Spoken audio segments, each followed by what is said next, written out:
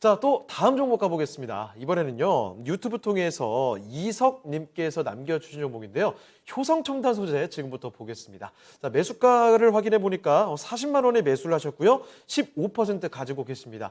일단 수익 많이 보고 계시네요. 축하드린다는 말씀 드리겠고, 현재 주가가 51만 3천 원입니다.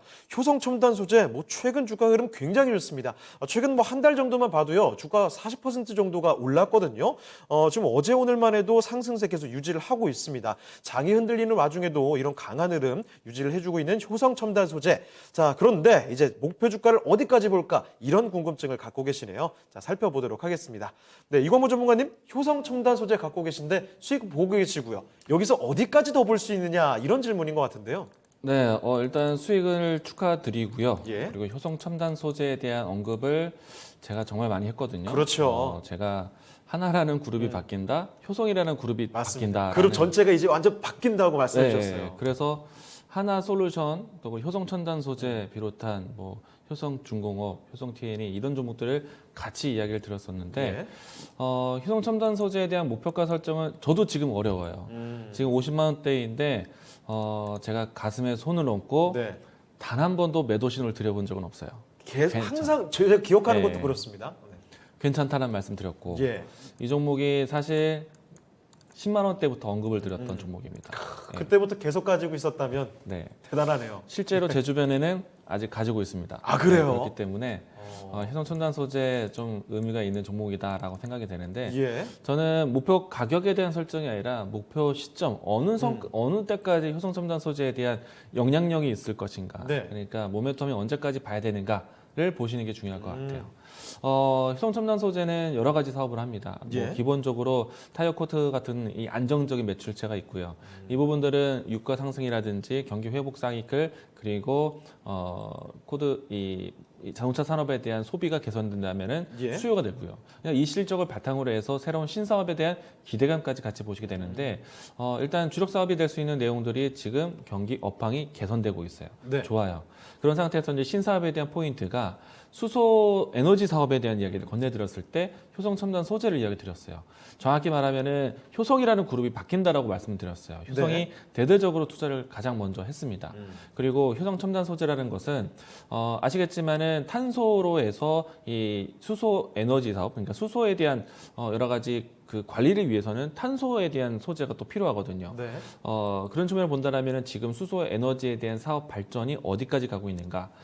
일전에 제가 수소 에너지에 대한 여러 가지 좀 강의를 한 적이 있었잖아요. 예. 같이 했었습니다. 그렇습니다. 그때 이제 수소에 대한 생산에 대한 이야기들, 그리고 운반에 대한 이야기들, 저장에 대한 이야기들 건네드렸는데 지금 최근 많은 기업들이 화학 기업들이 수소 생산에 대한 이야기들 건네드리고 있고요.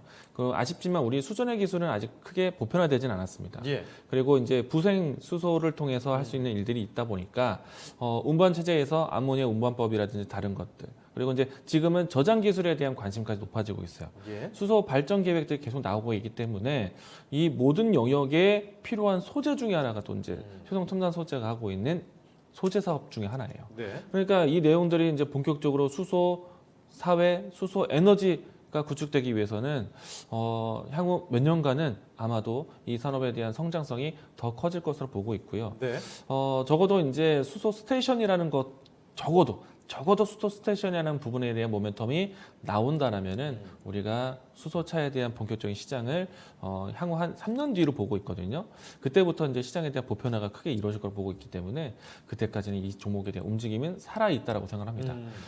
적어도 이제 효성이라는 그룹에 대한 투자에 대한 계획이 내후년까지는 계속 투자에 대한 내용들을 유지할 것으로 보고 있기 때문에 예. 저는 적어도 올해 연말 내년까지는 들고 가셔도 괜찮다라고 생각합니다. 그런데 이제 가격에 대한 대응을 하셔야죠. 예. 10만 원대 들고 있었던 사람들은 시간적으로 높이적으로 여유가 있습니다.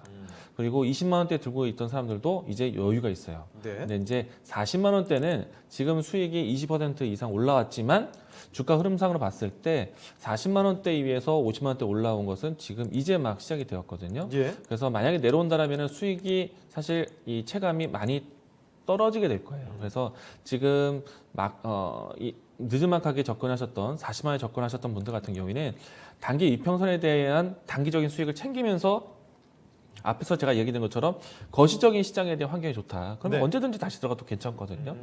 주가라는 것이 제가 10만 원대부터 소개를 드렸지만은 한 번에 올라온 게 아니에요. 그렇습니다. 올라갔다가 내려갔다, 올라갔다 내려갔다 시간 경과를 가지면서 올라왔어요. 물론 이제 10만 원대부터 50만 원대까지 올라오는 기간이 1년 2개월밖에 걸리지 않았습니다. 지금도 마찬가지가 될 것 같아요. 만약에 이제 올라온다라면은 중요한 가격선이 47만 원 라인대. 이 라인대를 좀 지켜보시면서 대응하시고 추세라는 것은 또 계속해서 좀 바뀌어가기 때문에 지금 오늘 위치에서는 47만 5천 원 정도 그리고 또 시간이 지나가서 더 상승이 나온다면은 이 익절가에 대한 부분들을 좀 높여가면서 대응하시면 좋겠다라고 이야기 드리겠습니다. 알겠습니다. 저는 지금은 매도할 이유는 없습니다. 예. 자, 효성첨단 소재 살펴드렸습니다. 정말 주가가 많이 올라온 종목인데 아직까지도 끝이 난 게 아니다라는 점 기억을 해두시고 방금 말씀드린 세세한 포인트들 기억해 주시면 좋겠습니다. 자, 효성첨단 소재 살펴드렸습니다. 이성님 참고를 하시면 좋겠네요.